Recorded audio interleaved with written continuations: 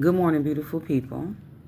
Um, so again, we are on this word for 2025, acceptance. That's our word, acceptance. And having to deal with acceptance every day. Acceptance is so much harder than anyone would think. You have to accept that it is what it is. It's going to be what it's going to be. You have to accept that politics are what they politics are what they're going to be, whether you agree with them or not.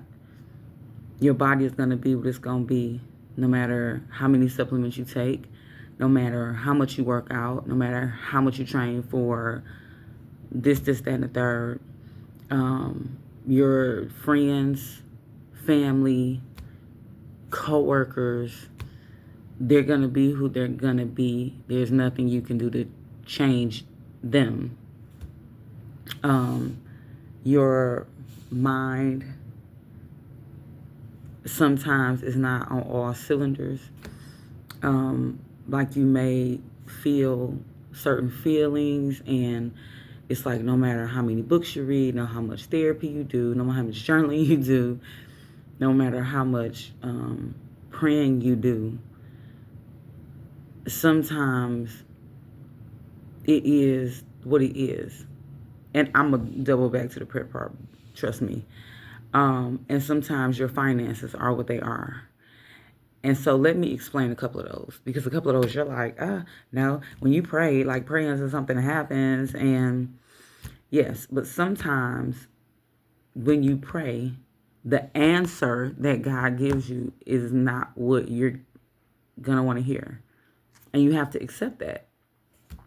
You know, God is not, I think sometimes when we talk about prayer, praying until something happens, we're talking about prayer in form of what we want to hear.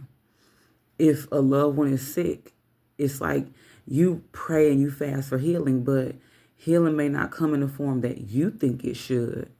Or you pray and you say, well, I don't want to feel like this, or I don't want to feel like that. And sometimes God is like, no, you need to sit in those emotions. Because when you read about Jesus' life and some of the major prophets and different noteworthy people in the Bible, they felt things. There are scriptures in the Bible that says there's a time to weep, a time to mourn, a time to be sad, a time to be happy. So we can't always want to be up, and happy and upbeat. Sometimes things are just what they're going to be, and we have to accept it. Um, Financially, you have to accept that your finances are going to be what they're going to be. And it's not to say that you don't budget and that you don't manage your money. But when I say that, I mean that you could have thousands, hundreds of thousands in the bank. And look at the people in California. Their money did the person who was with thousands of dollars in the bank, $100,000 in the bank, the person who maybe didn't have as much, maybe they were impacted differently, but there's still nothing that you can do about your finances because you saved, you budgeted, but now this one thing came and took all of that because you have to rebuild completely. All of your things are just one little spark, one little fire, gone. One natural disaster, gone. One flood, one tornado, one hurricane, gone. We hear about it all the time. Some things you just have to accept. And it's hard. It's hard. It's a challenge. I mean, it's like, and I think before I got to a place of acceptance, in my life, I went through different stages of grief.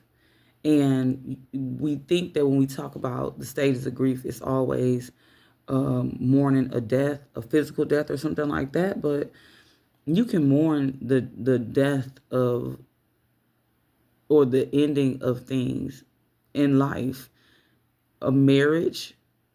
You can mourn that you are no longer in a certain age bracket, and you're mourning it because the things that come with this new age bracket aren't things that you like, and you have to accept that with these changes, your body is just not going to snap back to certain places.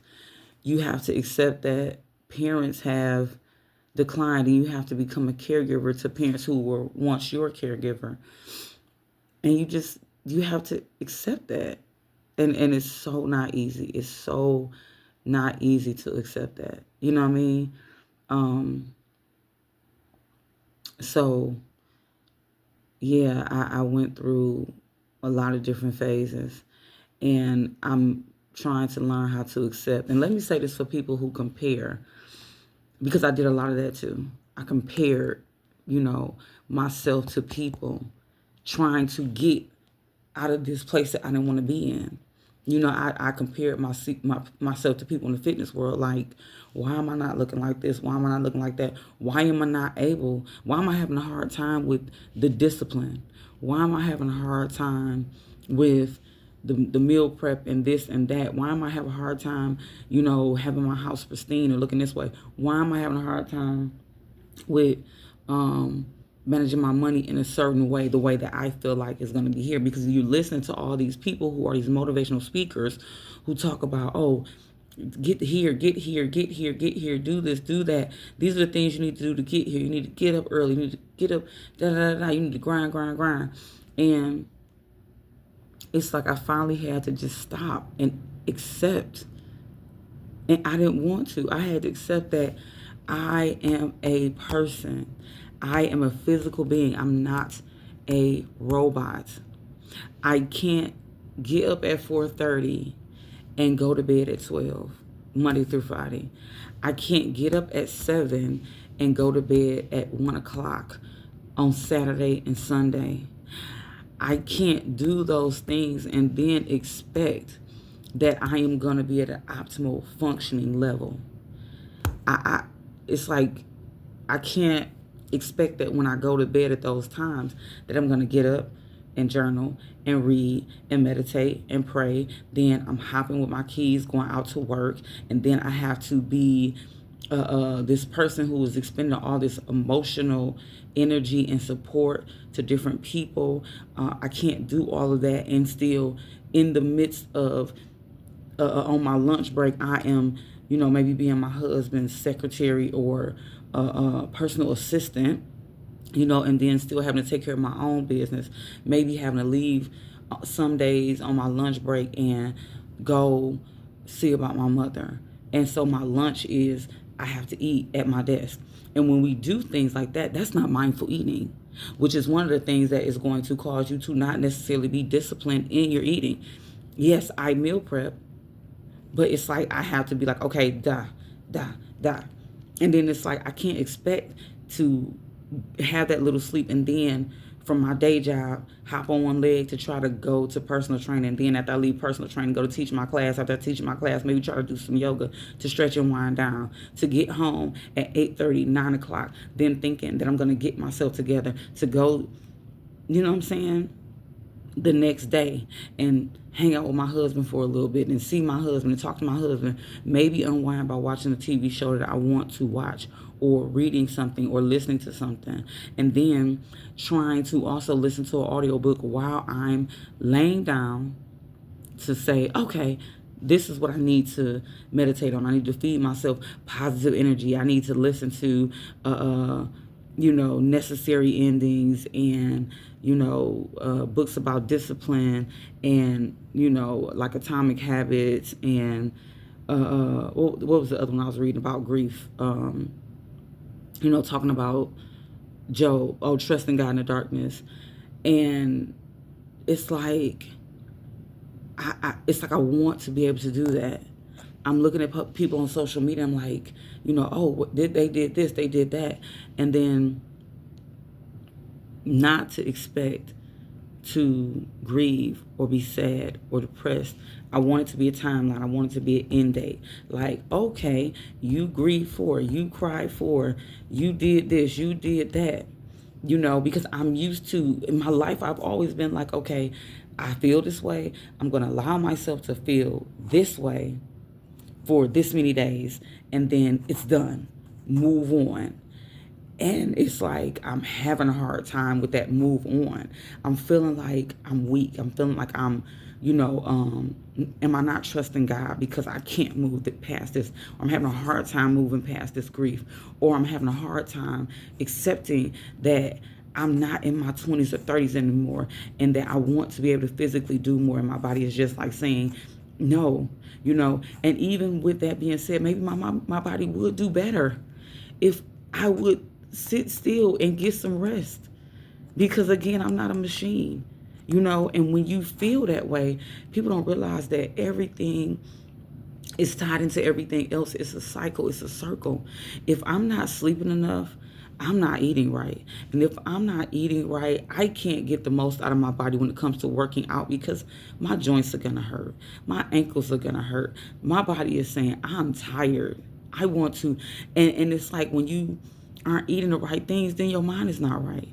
You're more you don't feel accomplished. You feel like, dang, I cheated, or I don't have discipline, or it's like this whole rabbit hole of just stop. You know what I mean? And it's like you just have to accept. And I'm just in this place where even in sitting still, I feel like I'm letting myself down. I feel like, you know, I'm not going to say people are looking at me, but I feel like when I don't get to a place of certain results of looking a certain way. Internally, I'm healthy, but looking a certain way. I feel like people can look and judge like, oh, it's been a year and your body has not changed because you can do this like I did this and you should look like this. Or, oh, you haven't gotten to this place yet where your life is just do, very structured and very disciplined. And it's like, man. So I feel, and then I feel like I'm the practicer of many and master of none. When all I really had to do was just, accept. Accept. So I'm saying that even though acceptance is my word for the year, um, it's so not easy. And that's what I'm really working on in the things that I'm reading, in the scriptures that I'm meditating on, in my communication with God. I'm just like, God, I'm like, help me to process these feelings. Help me to, man, I don't know. Help me to realize that sadness is being human. Fatigue is being human. Needing to take a step back and reset is not saying that I don't believe in you, God. It's not saying that I'm weak. It's saying that I'm human. It's, not, my muscles not popping or doing this or doing that the way I wanted to. It doesn't mean I'm not human. Maybe that's something that my body just is like, that's not made for us to do. Or it could be that you trying to choreograph for classes and be prepared for classes and, again, keep your house clean and be a wife and all those different things and still expect to have the 4 or 5 hours to work out. And I have to realize that I get the same 24 hours in a day like everybody else. But when I sit down and I write my schedule, it's like I'm trying to put 48 hours into 24, trying to figure out where I can double up. I'm listening to an audiobook while I'm driving, listening to these audiobooks while I'm doing dishes and doing laundry. In my head, thinking, processing, writing certain things down in between calls or journaling in between calls, sitting with my mother maybe on my lunch break while journaling. And when you keep doing that, something's going to fall by the wayside. So you just have to accept. Accept. And I'm going to end with this. There's a thing in yoga that says, the instructor I'm under, he says, Sometimes you have to sit in your ish until it no longer smells. And it's like basically you have to just accept certain things, and that life is just life, and that you are who you are, fearfully, wonderfully made, you, not anybody else. And it's really an insult to God to try to be somebody else when he made you you. And on that note, have a great, wonderful, awesome, and dare I say amazing day. Peace.